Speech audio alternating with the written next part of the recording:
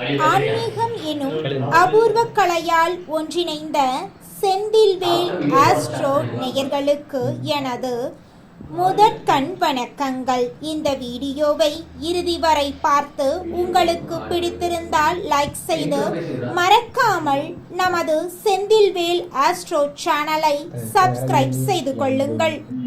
எனதன்பு மிதுனம் ராசிக்கார நேயர்களுக்கு எனதினிய வணக்கங்க. நம்ம இன்னைக்கு வீடியோ பதிவுக்கு முழுமையா போறதுக்கு முன்னாடி முருகரை மனதார வணங்கிட்டு வீடியோ பதிவுக்குள்ள போகலாங்க. ஓ முருகா போற்றி, ஓ முருகா போற்றி, ஓ முருகா போற்றி, எனக்காக்கும் முருகனே போற்றி. நல்லதே நடக்கும், நல்லது மட்டும்தான் நடக்கும். நம்மளோட மிதுனம் ராசிக்காரங்க வேகமாக சிந்திச்சு புதிய விஷயங்களை விரைவா புரிஞ்சுக்குவாங்க. எல்லார்கிட்டையும் எளிமையா நண்பனா இவங்க மாறிடுவாங்க. இவங்களை பொறுத்த வரைக்கும் தான் மட்டும் நல்லா இருக்கணும் அப்படிங்கிற சுயநலமெல்லாம் கிடையாதுங்க. தன்னை சுற்றி இருக்கக்கூடிய எல்லோருமே நல்லா இருக்கணும் அப்படிங்கிற பொது நல குணத்தோட இவங்க வாழ்ந்துக்கிட்டு இருக்காங்க. எப்போதும் இவங்க சுறுசுறுப்பாகவும் உற்சாகத்தோடு இருப்பாங்க. அடுத்தவங்க செய்ய முடியாதுன்னு ஒதுக்கி வச்ச காரியத்தை கூட அழகா திட்டம் தீட்டி முயற்சி பண்ணி அந்த காரியத்தில் வெற்றி அடையக்கூடியவங்களா இவங்க வாழ்ந்துக்கிட்டு இருக்காங்க. இந்த வீடியோ பதிவில் நம்ம மிதுனம் ராசிக்காரர்களுடைய வாழ்க்கையில் மார்ச் மாதம் 6ஆம் தேதி 2026க்கு பிறகு சனி பகவானோட அருளால் வாழ்க்கையில் ஏற்படக்கூடிய மாற்றங்கள், தொழில், சமுதாயத்தில் கிடைக்கக்கூடிய நன்மைகள், குடும்ப வாழ்க்கை, ஆரோக்கியம், பொருளாதார நிலை, சனி பகவானின் பார்வை பலன்களை பற்றி விரிவாக தெரிஞ்சுக்க போகிறோம். சனி பகவான் கர்ம வினை பயனை அளிப்பார்.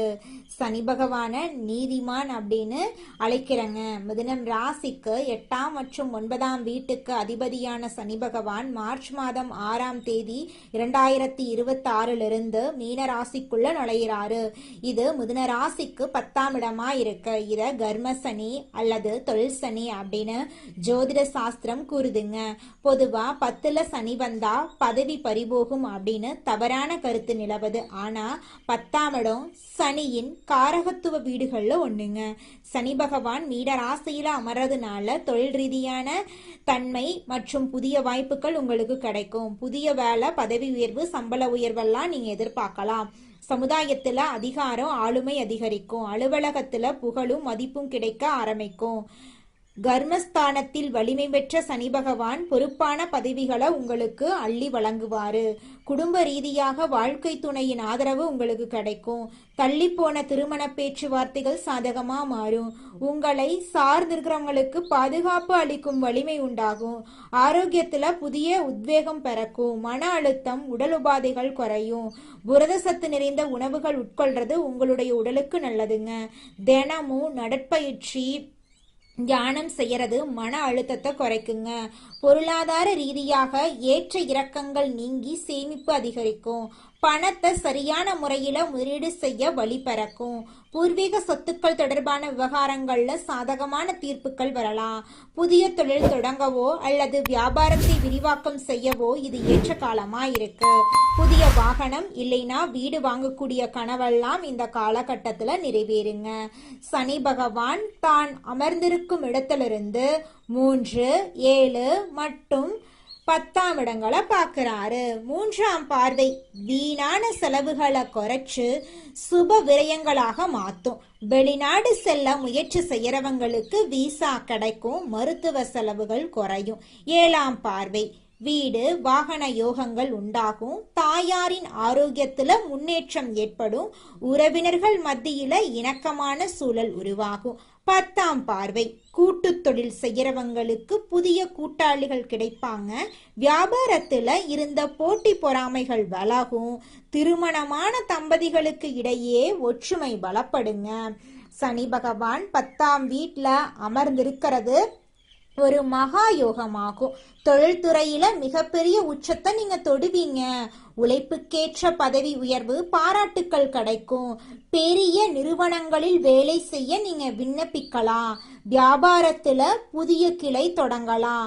சிக்கியிருந்த பணம் லாபத்தோட வசூலாகும். ஒவ்வொரு சனிக்கிழமையும் ஆஞ்சநேயர் கோயிலுக்கு போயிட்டு வர்றது நல்லது. விஷ்ணு சகஸ்ரநாமம் கேட்கறது சொல்றது உங்க வாழ்க்கையில இருக்கக்கூடிய தடைகளை நீக்கும். ஏழை எளியவர்களுக்கு அன்னதானம் இல்லைன்னா ஆடைகளை தானமா வழங்குறது சனியின் அருளை பெற்று தருங்க. பசுவிற்கு வாழைப்பழம் இல்லைன்னா அகத்திக்கீரை கொடுக்கறது பண வரவை தரும். தியானம் மற்றும் யோகா செய்யறது மன உறுதியை அதிகரிக்கும். குலதெய்வ வழிபாடு செய்யறது குடும்பத்துக்கு அரணாக அமையுங்க. அடுத்ததாக நம்முடைய மிதுனம் ராசியில் இருக்கக்கூடிய ஒவ்வொரு நட்சத்திரக்காரர்களுக்கும் இந்த மாதம் எப்படி அமைஞ்சிருக்கு அப்படின்னு பார்க்கலாங்க. நம்மளோட மிதுனம் ராசியில் இருக்கக்கூடிய முதலாவது நட்சத்திரம் மிருக சீரிசம் 3, 4ஆம் பாதம். உங்களுக்கு இந்த மாதம் எப்படி அமைஞ்சிருக்குன்னு தெரிஞ்சுக்கலாங்க. இந்த மாதம் சில காரியங்கள் எதிர்மறையா நடக்கும். நீங்க இதுவரை எதிர்பார்த்த காரியங்கள் எல்லாம் இழுபறியாக நிறைவேறாம இருந்தாலும் ஏதாவது ஒரு வகையில எப்படியும் நடந்துவிடும் அப்படிங்கிற நம்பிக்கை உங்களுடைய மனசுல பிறக்கும். இது நாள் வரைக்கும் உங்களை வேண்டான்னு உதறி தள்ளிட்டு போன சொந்த பந்தங்கள் எல்லோருமே இனி வரக்கூடிய காலங்கள்ல உங்களை தேடி வரப்போறாங்க. உங்க வாழ்க்கையில தடைபட்ட அனைத்து காரியங்களுமே இனி வரக்கூடிய காலங்கள்ல தங்கு தடையின்றி நடக்க போகுதுங்க. அடுத்ததாக நம்முடைய மிதுனம் ராசியில் இருக்கக்கூடிய நட்சத்திரம் திருவாதிரை. உங்களுக்கு இந்த மாதம் எப்படி அமைஞ்சிருக்குன்னு பார்க்கலாங்க. இந்த மாதம் பழகும் மனிதர்களின் வார்த்தைகளை நம்புறதா வேண்டாமா அப்படிங்கிற சமயத்துல சந்தேகம் ஏற்படலாம். ராகு சஞ்சாரத்தால வாழ்க்கையில பிடிப்பும் ஆர்வமும் இல்லாம சலிப்பை உண்டாக்குனாலும் ராசிநாதனோட பலத்தால பாதிப்பை உண்டாக்காம காப்பாற்றி வருவாரு. இனிப்பும் கசப்பும் மாறி மாறி இன்றைய பலன்கள் உங்களுக்கு இருக்குதுங்க. உங்களோட வாழ்க்கையில நல்லது தாங்க நடக்கும். கெட்டது அப்படிங்கிற பேச்சுக்கெல்லாம் துளி கூட இடம் கிடையாதுங்க. திருமணம் ஆகாதவங்களுக்கு திருமண தடை நீங்கி உங்களுக்கேற்ற சரியான வாழ்க்கை துணையோடு திருமணம் நடக்க போகுதுங்க.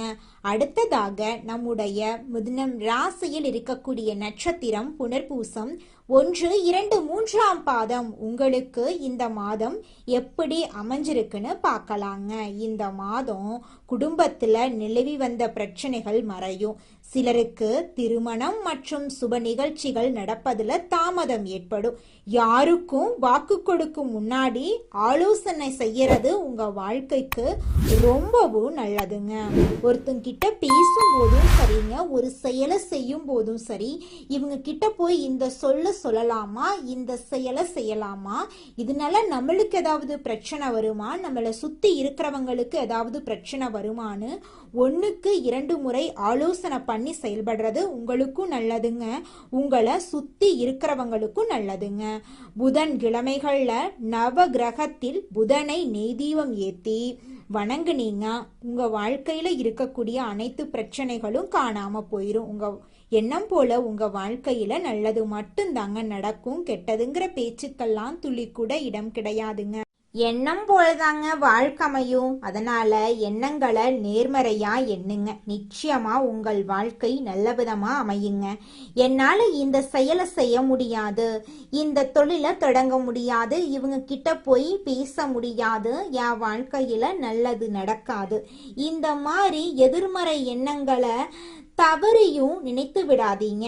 மாறாக என்னால இந்த செயலை செய்ய முடியும், என்னால இந்த தொழிலை தொடங்க முடியும், என் வாழ்க்கையில நல்லது நடக்கும், என் தொழில லாபம் கிடைக்கும், இந்த மாதிரி நேர்மறையான எண்ணங்களை எண்ணுங்க. நிச்சயமா உங்க வாழ்க்கையில நீங்க நினைக்கக்கூடிய எண்ணங்கள் தாங்க நடக்கும். அதனால நீங்க நினைக்கக்கூடிய எண்ணங்களை நேர்மறையான எண்ணங்களா எண்ணுங்க. உங்களுடைய எண்ணங்கள் நிச்சயமா நடந்தே தீருங்க. நல்லதே நடக்கும், நல்லது மட்டும்தாங்க நடக்கும். கெட்டது அப்படிங்கிற பேச்சுக்கெல்லாம் துளி கூட இடம் கிடையாதுங்க. தினமும் காலையில 4 மணியிலிருந்து 6 மணிக்குள்ள நீங்கள் எண்ணும் எண்ணங்கள் பலிக்குங்க. அதனால தினமும் அதிகாலை நேரத்துல எழுந்து உங்க வீட்டை சுத்தம் பண்ணிட்டு உங்க வீட்டுல கிழக்கு திசை நோக்கி அமர்ந்து உங்க வாழ்க்கையில நடக்க வேண்டிய நல்ல விஷயங்கள் நடந்த மாதிரி எண்ணி பிரபஞ்சத்திற்கிட்ட வேண்டிக்கோங்க. பிரபஞ்சம் கூடிய விரைவில் நீங்க நினைத்த நல்ல விஷயங்களை நடக்க செய்யும்.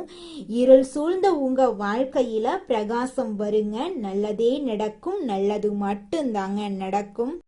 ராசி மண்டலத்துல 3வதா இருக்கக்கூடிய ராசி தாங்க நம்மளுடைய மிதுனம் ராசி. நம்ம மிதுனம் ராசியின் அதிபதி புதன் பகவானுங்க. நம்மளுடைய மிதுனம் ராசிக்காரங்க தைரியசாலியா இருப்பாங்க. நம்மளுடைய மிதுனம் ராசியில் இருக்கக்கூடிய நட்சத்திரங்கள் யாராருன்னு பார்த்தீங்கன்னா மிருக சீரிசத்தின் 3, 4ஆம் பாதங்க, திருவாதிரை புனர்பூசத்தின் 1, 2, 3ஆம் பாதங்க. நம்மளுடைய மிதுனம் ராசிக்காரங்களுக்கு நட்பு ராசியா இருக்கக்கூடியவங்க யாருன்னு பாத்தீங்கன்னா ரிஷபம், சிம்மம், கன்னி, துலாம் இவங்க எல்லாரும் நட்பு ராசியா இருக்காங்க. மிதுனம் ராசிக்காரங்க சுறுசுறுப்பா செயல்படுவாங்க. இவங்களுக்கு சோம்பேறித்தனம் சுத்தமா பிடிக்காதுங்க. அடுத்தவங்க செய்ய முடியாதுன்னு ஒதுக்கி வச்ச காரியத்தை கூட இவங்க முயற்சி பண்ணி இவங்களுடைய முயற்சியாலையும் தன்னம்பிக்கையாலையும் அந்த காரியத்துல வெற்றி அடையக்கூடியவங்களா இவங்க இருப்பாங்க. உங்கள் வாழ்க்கையில் மேலும் நல்லதெல்லாம் நடக்க நீங்கள் செய்யக்கூடிய பரிகாரம் என பார்த்தீங்கன்னா உங்கள் வீட்டுக்கு பக்கத்தில் இருக்கக்கூடிய வயதான முதியவர்களுக்கு உங்களால் முடிந்த உதவிகளை செஞ்சுக்கிட்டு வாங்க. இந்த உதவியை செய்யறதன் மூலமாக நீங்கள் செஞ்ச பாவங்கள் நிச்சயமாக குறையுங்க. உதவி செய்யணும் அப்படிங்கிறதுக்காக நீங்கள் ஆயிரக்கணக்கில் லட்சக்கணக்கில் பணம் செலவு பண்ணணும் அப்படிங்கிற அவசியம் கிடையாதுங்க. உங்களால் முடிஞ்ச அளவுக்கு ஒரு வேளை முதியவர்களுக்கு உணவு வாங்கி கொடுத்தா கூட போதுங்க. இந்த உதவியை செய்யறதன் மூலமாக உங்கள் வாழ்க்கையில் நல்லது தாங்க நடக்கும். நல்லது மட்டும்தாங்க நடக்கும். நன்றி, வணக்கம்.